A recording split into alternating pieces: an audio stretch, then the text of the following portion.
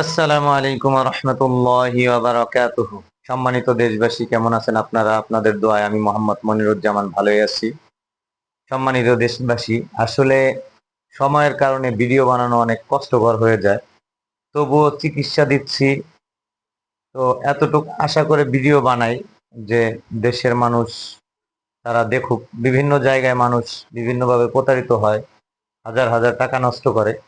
তো ওই উদ্দেশ্য থেকেই যে আমার দাওয়াতটা যেন পৌঁছে যায় দেশের বাইরে সব জায়গায়, সমস্ত মানুষ আল্লাহ তাআলা যেন আমার দ্বারা তাদের উপকার করে, এই উদ্দেশ্যেই কষ্ট হলেও ভিডিও বানাই। সকালবেলা চিকিৎসা দিয়ে আসলাম, আলহামদুলিল্লাহ। তিনজন আল্লাহর বান্দা বান্দিকে সকালে চিকিৎসা করলাম। তো একটু সময় পেয়েছি 10 মিনিটের মতো, এই জন্য একটা ভিডিও বানাচ্ছি। আজকের ভিডিও হচ্ছে এক বোনের, তার নাম শাবনূর। প্রিয় বোন, সে তার প্রায় 2 মাস আগে তার বাচ্চাদের জন্য চিকিৎসা নিয়েছিল। আলহামদুলিল্লাহ, তার বাচ্চারা সুস্থ হওয়ার কারণে আমার প্রতি তার একটা আত্মবিশ্বাস। তো হঠাৎ করে গত কয়েকদিন আগে সকালবেলা উনি আসছে আমার কাছে, যে হুজুর প্রচন্ড জ্বর আসছে, আমাকে একটু ঝেড়ে দেন। তখন আমি বললাম, জ্বরের সাথে কি ব্যথা আছে? বলতেছে আছে, এটা ডাক্তারের ওষুধ খেয়েছি, চলে যাবে। আমার মনে হয় আপনি একটু ঝেড়ে দিলে ভালো লাগতো, এই জন্য আপনার কাছে আসি। আমি বললাম ঠিক আছে, তো আপনি কোথায় যাবেন? বলতেছে আমি আজকে চাকরি ঠিক করতে যাব, বাচ্চা কাচ্চা রেখে আসছি, সংসারে খুব অভাব অনটন, ঋণ পাতি আছে কিছু। আমি বললাম আজকে তো আপনি যাইতে চাইতেছেন চাকরিতে, আপনি কালকে হাঁটতেই পারবেন না। বলতেছে কেন? আমি বললাম যে কালকে আপনার আরো বেশি ব্যথা হবে, আপনি যদি চিকিৎসা নেন, আমি চিকিৎসা দেই, ইনশাল্লাহ আল্লাহ তাআলা চাইলে আপনার সুস্থতা লাভ করতে পারেন আপনি। তখন উনি বলতেছে আচ্ছা দেখি, বইলে উনি চলে গেছে।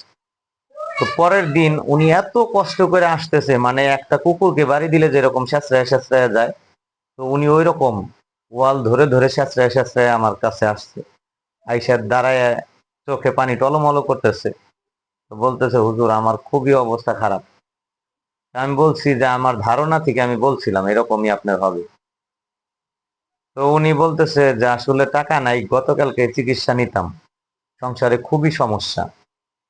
তো স্বামী চাকরি বাকরি করে, এখনো বেতন পায় নাই, যদি আমাকে একটু চিকিৎসা দিতেন।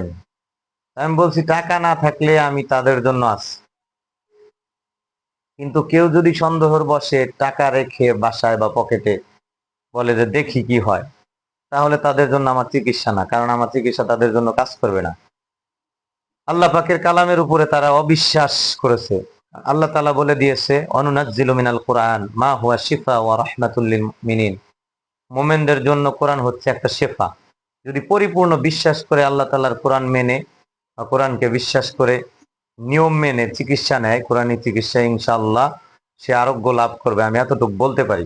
আমি গ্যারান্টি দিতে পারি না, এই জন্যই সবকিছুর মালিক হচ্ছেন আমার আল্লাহ। আল্লাহ তাআলা চাইলে সবই করতে পারেন। আমি কে? আমি শুধু একটা উসিলা। তো যাই হোক, সে দ্বিতীয় দিন আসলো, যখন আমি তাকে চিকিৎসা দিলাম, আমি বললাম যে ইনশাআল্লাহ আল্লাহ তাআলা চাইলে আপনি 3 দিনের মধ্যে সুস্থ হয়ে যাবেন। আলহামদুলিল্লাহ আলহামদুলিল্লাহ, পরের দিন আসতে সে মোটামুটি অর্ধেক, মানে ব্যথা কমে গেছে, জ্বরও কমে গেছে। তো তৃতীয় দিন সম্পূর্ণ সুস্থ সে। তো আলহামদুলিল্লাহ, আমাকে বলেছিল সে যে তার স্বামী বেতন পেলে গত রবিবার হাদিয়া দিবে, হয়তো পায় নাই, হাদিয়াটা এখনো দিতে পারে নাই। যাই হোক, আমি যাদেরকে বাকিতে চিকিৎসা দেই, তা আমি দিল থেকেই বলে রাখি যে যদি সে টাকা দেয় আলহামদুলিল্লাহ, যদি না দিতে পারে কোনো কারণে, আমি অন্তর থেকে মাফ করে দিব ইনশাল্লাহ। কাউকে আমি ঠেকিয়ে রাখবো না। হয়তো যদি কারো বিষয় ভুলে যাই, সেটা আমি তো বলতে পারলাম না। যাই হোক, তার সাক্ষাৎকারের ভিডিও ক্লিপ দিয়ে দিব, সে কতটুকু উপকৃত হয়েছে আপনারা তার মুখ থেকে শুনবেন। সালামু আলাইকুম রহমতুল্লাহ। প্রিয় বোন, আপনার নামটা বলেন। মোসাম্মদ শাবনুর বেগম। আপনার কি সমস্যা হয়েছিল আমার এখানে আসছিলেন যে? জ্বর ছিল, জ্বরে পুরো শরীর ব্যথা আসছিল। এখন হাঁটতে ব্যথা পারতাম বোধা না। কি কমছে? হুম। আজকে তো 3 দিন, কতটুকু ভালো লাগতেছে আল্লাহ দিলে নাকি? হ্যাঁ, আলহামদুলিল্লাহ ভালো লাগছে। তো ঠিক আছে, আমার জন্য দোয়া করবেন, আর এরকম রোগী থাকলে পাঠাবেন। আমি তো আপনার বাচ্চাদের মনে হয় চিকিৎসা করছিলাম অনেক আগে, হ্যাঁ? হ্যাঁ। ঠিক আছে। ভালো থাকবেন। আসসালামু আলাইকুম রহমতুল্লাহ। সবাই ভালো থাকবেন। আজ এই পর্যন্তই। আমার জন্য সবাই দোয়া করবেন। সালামু আলাইকুম ওয়া রাহমাতুল্লাহি ওয়া বারাকাতুহু।